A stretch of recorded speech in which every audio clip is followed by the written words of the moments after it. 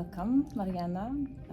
I'm very happy that you agreed to meet with me. First of all, I would like to introduce you a little bit. Professor Marianna Fotaki, Professor of Ethics at Warwick Business School, which is part of Warwick University. You are a trained medical doctor. I am indeed.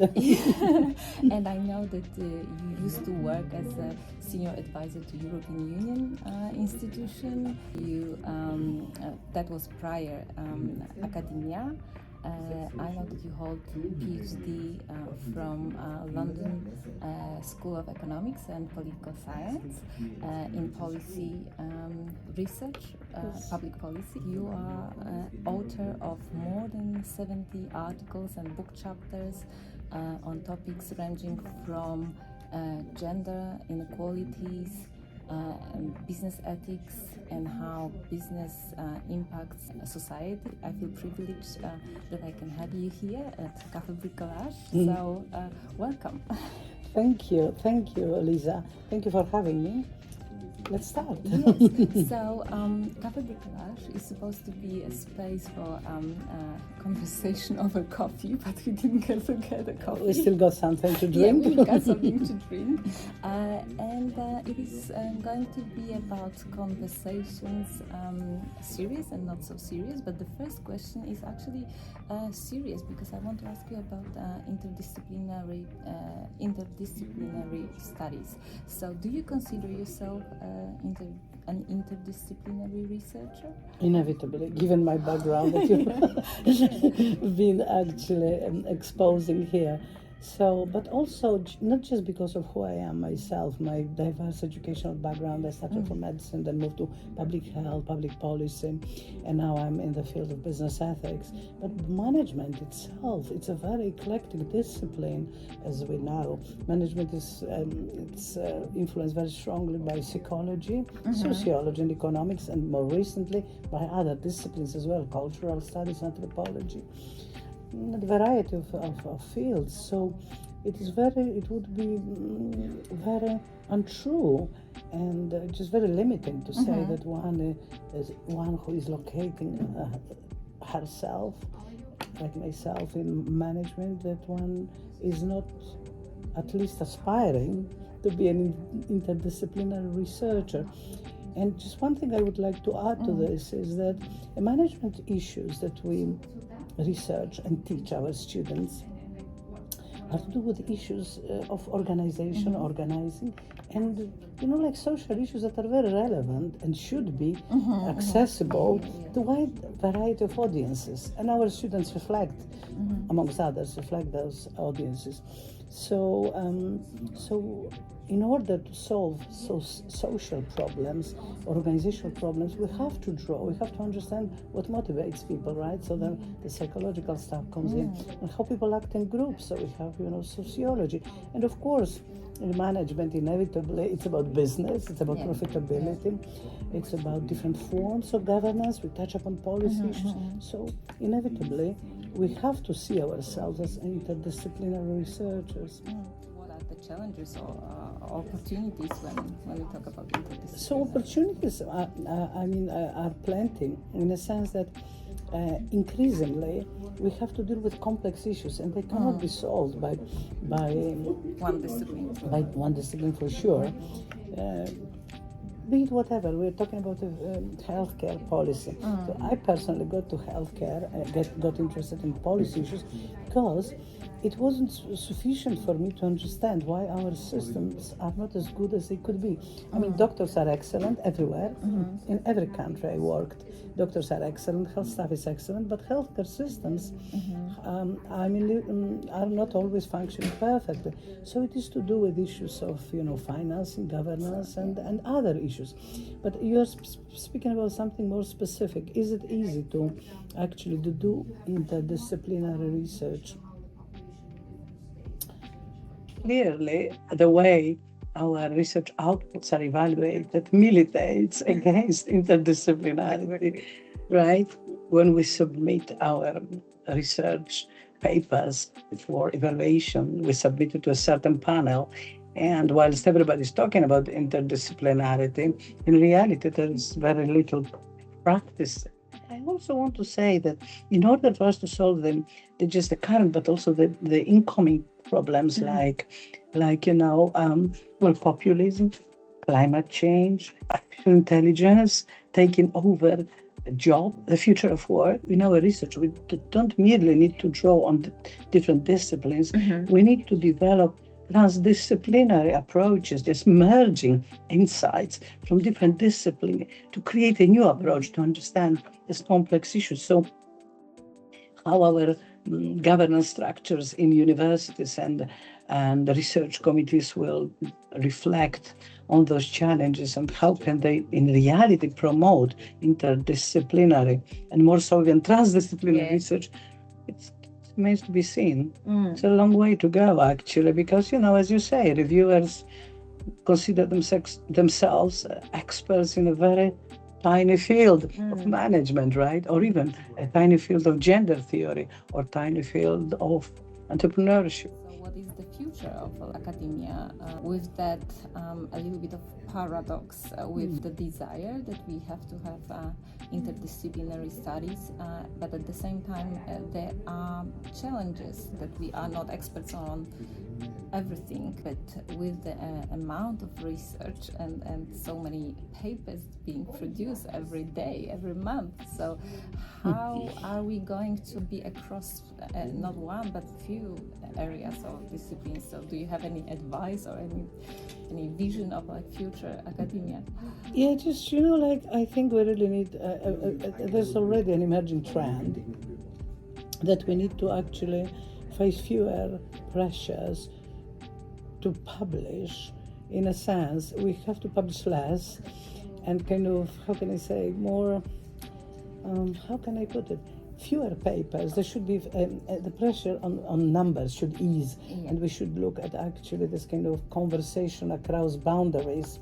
So, and that can only happen when you have this conversation with people who have different sets of expertise. And in order for this conversation to be fruitful and creative, we need time. So you cannot, aspire for actually, kind of clocking the numbers, And yeah, I think that proliferation of publishing, has reached its peak. And I'll explain why. It's not sustainable. You can't find reviewers. Even people don't read, what's being published. And I'm not so sure that the volume contributes to advancing knowledge. So we need more integrative work, and that requires time and also fewer outputs of different quality. Yeah, so that would, for me, especially with artificial intelligence, you cannot outcompete a program, right? So I think that what's our unique, for the time being, our unique asset as researcher is that kind of creative integration, I think, of different insights, actually. And that's where we can make a difference. And probably we won't be so easily replaced by programming. It's not a coincidence that I started from interdisciplinarity, because bricoleurs are often considered actors that are working at the boundaries of different disciplines. You came from the industry, from having hands-on approach. So how important do you think it's for research to be relevant and have contribution to the society? So many interesting points you are making. So first of all, I would like to start with your kind of mentioning bricolage and probably your inspiration, Levi-Strauss, the anthropologist. And I think all the great scientists who still are inspirational figures for us, they were like Renaissance people, right? Their interests and contributions would span from literature to science, art, etc. Because, as you say, they were driven by actually curiosity, and by which it's I think it's a bread and butter and the raison d'etre of every researcher is curiosity. I just want to understand why actually, despite, as I said, despite us having so well qualified and committed health professionals, healthcare systems don't always deliver on their promise. It's not to do with the training of the workforce, that's for sure. So it's that to do with organizing, with financing, with governance, etc. So that's just one problem that started my kind of journey into academia. But people have even kind of blue sky type of research questions, right? That nobody ever thought about them, like much more creative than what I have actually mentioned. And is it good? of course it is good, because that's, I mean, if people don't use their creativity to think about issues that don't exist, we don't have a progression of knowledge, right? Whether be it science or be it art. But when I say knowledge, I take a very broad view of knowledge. So people start with concrete questions from their lived experience, as you mentioned, and they use that as a source of knowledge as well.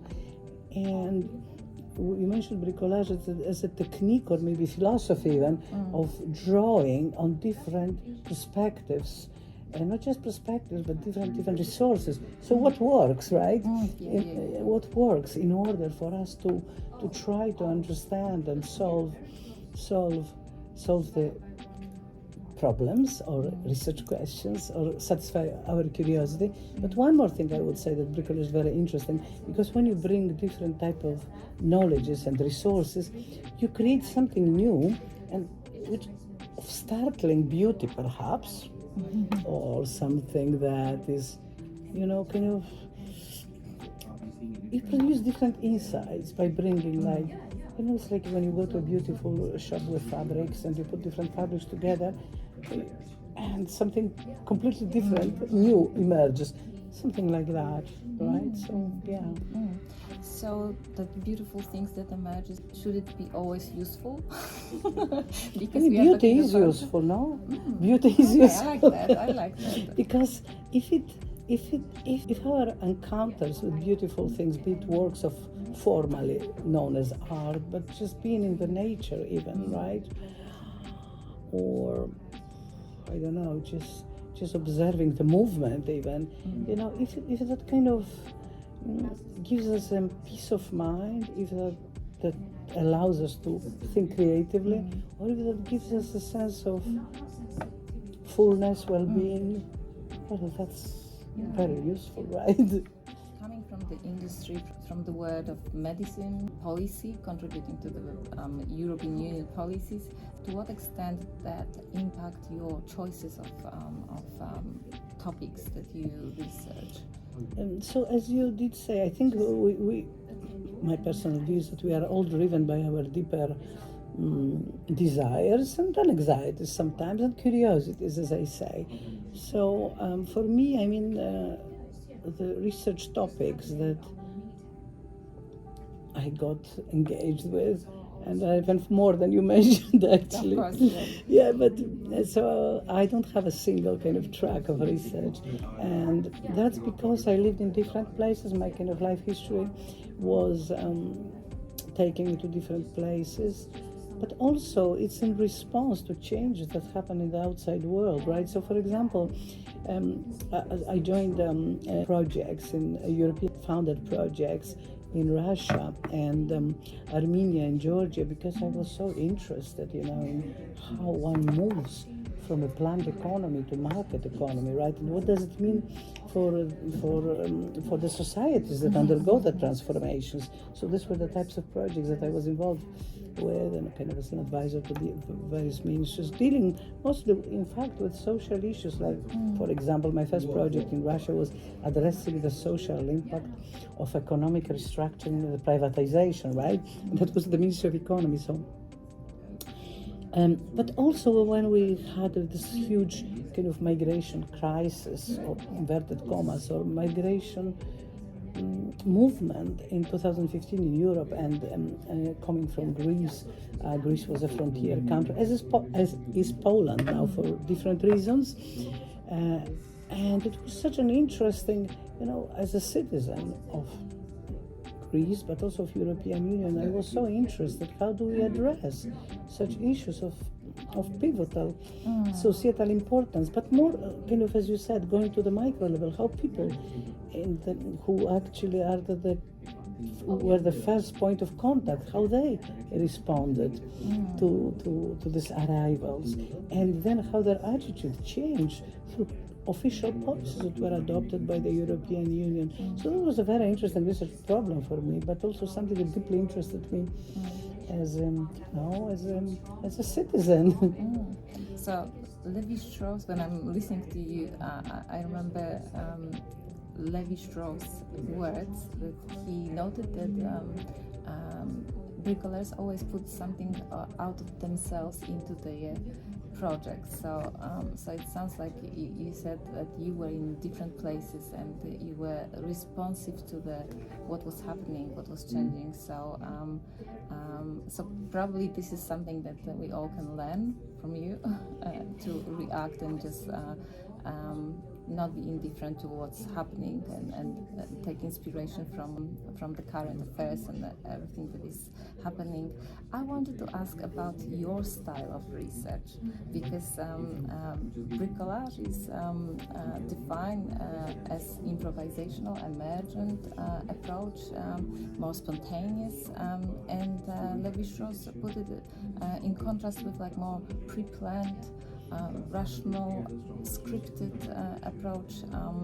So are you more spontaneous when you are doing research, or more scripted and planned? Or the former, for sure. So first of all, I'll go and see. Yeah? That's my first. It's to sense, just to feel the place, right? Mm-hmm. Because it's one thing to read about the place. It's a very different thing to just go and experience that. And of course, there is also this temporality dimension, isn't it? It depends when you go and you experience the place. So, and then, and I think here I really want to I would like to pay homage to all our, what we call them, research subjects. But I don't think that this notion is very, how can I put it, very inadequate, right? Because it's a co-production of knowledge, and I mean, I've been privileged to to listen to many people's stories, and it is a privilege because people talk about their issues, and share them with you, and also there is a temporary relational space being created through that process of listening, of attentive listening. And I first realized that when I was doing my PhD, actually, and I did part of my PhD in Sweden and part of my PhD in England. So I was interviewing elderly people about their experiences of cataract surgery, what it meant for them to be able to see. And it was so fascinating because people would start to tell, especially elderly people, because this is the age group, right, that undergoes cataract surgery. But it was so fascinating. I always remember that they told me suddenly it was if somebody cleaned the glass. I was seeing everything through the dirty glass, and suddenly that cataract surgery restored the colors. So it's a privilege that somebody is sharing that embodied experience. But also, I realized that people like to share their stories if somebody is genuinely interested in them. So it's mutual exchange. They have an opportunity to clarify things for themselves, and for me, it's a lot of learning. And I think as researchers in social science, we learn a lot from people who share their experience and knowledge with us. And I'm not always sure that we are giving back enough.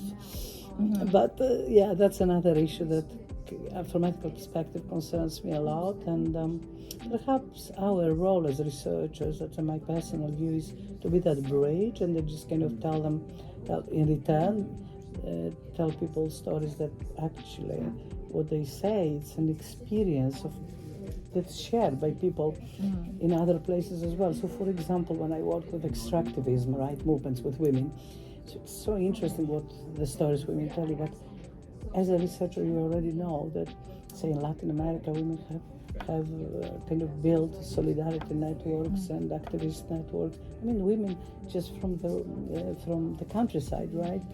Women who felt that their livelihood was being threatened, so they had to organize themselves to resist extractivist mining, for example. So yes, so the answer to the question is it's very situated, embodied, and dynamic, I'd say, changing.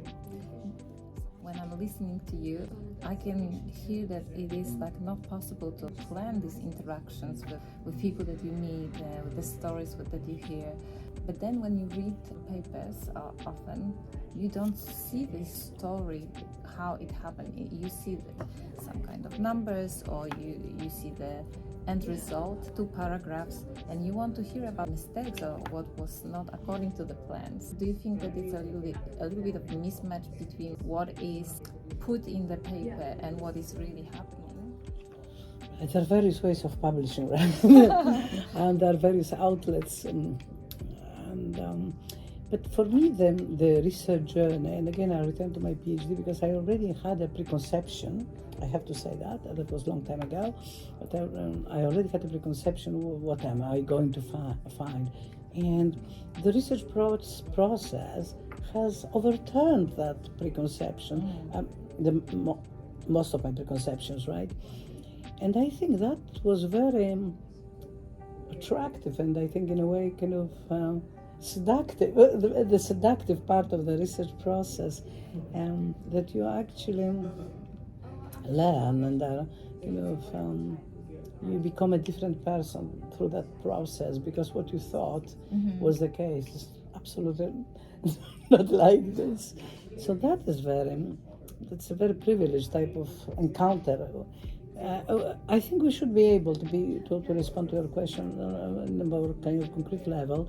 We should be able to actually account for the process that changes us, because that's how it is. I mean, I can't imagine otherwise. And when I speak to my PhD students, they say, well, I always ask them, towards the end, probably you should be able to ask the question, what would you have done differently? By which I mean is actually, what have you learned from the process? Because if you say, I wouldn't have done anything differently, it's kind of a bit problematic. So what I'm trying to say is that by doing anything, but specifically by doing research, because of this privileged access to people's experiences, you change a bit, no? At least. So yeah. Is it in any way linked to doing research differently? Yeah, that is about doing research differently, isn't it? Because it's about, I'm not into confessional type of research at all. Okay, some people do these things, I don't. But I think we should be able to account transparently for the process of how it actually occurs and the different kind of the dynamic nature of the process. That's what I wanted to say, and how actually our initial kind of because you start with some research question, obviously, or with some curiosity, at least at the very least. Even in inductive research, pure inductive, let me go and see what happens there, right? Okay, blank slate. I don't know how blank slate, because we have our values, our ideas, our predilections, even I would say. So an absolute blank slate, in my personal view, doesn't exist. But okay, you start with that open mind, right? And if that's the case, then I'm not saying that one should go to kind of lengthy descriptions of one's own process of self-discovery. That's not what I'm suggesting at all. But I think that one should account for one's own positionality within that field, and I think also one should strive to actually keep the process as egalitarian as possible, meaning one should actually not assume the position of a knowledgeable subject or the subject that's supposed to know. We talk about like these challenges in academia. What would you advise for early careers researchers and mid-career researchers, because there's a scarcity of jobs. It is. So if we want to remain relevant, of course we don't control the macro processes, but within our within our own range of possibilities, right? I think building networks of solidarity within, and not just exchange networks, knowledge exchange Something networks, that you research about as well. Indeed, but it's also kind of important because being a researcher can feel very lonely, and you kind of often feel that the issues you are grappling with concern only yourself or refer only to. So just reaching out to other people, but also exchanging actually experiences and trying to enlist the support of people who are more experienced and are better networked in the field and have more power. There are people who are also bored with things being done in the old same way, and I want to believe the majority of people actually in our field who have gone through various stages of career progression, they certainly very much look towards the people who are the next generation, people who will actually continue to be in the field. Which direction will they take that field? And how should we enable them to be as creative as possible and as relevant as possible? So of course, junior researchers have a scope of doing things themselves, but in collaboration with people who actually are in positions of power. I'd say. Sounds who like are sympathetic, huh? There are people like that, for sounds sure. like a network bricolage a little bit. Could well be, why not? Yeah. So that's very interesting. But to wrap up, I wanted to ask you something not about academia, not about research. I know that you, from our last conversation, that you are a ferocious reader, that you read a lot. So what is your recent book that you may recommend to us? I do love reading indeed. So I'll recommend one book that's fiction, and one book that's an academic book but reads like a fiction. It's a fantastic one. So maybe I should start with that fiction. So I started reading a science fiction writer. She's a woman.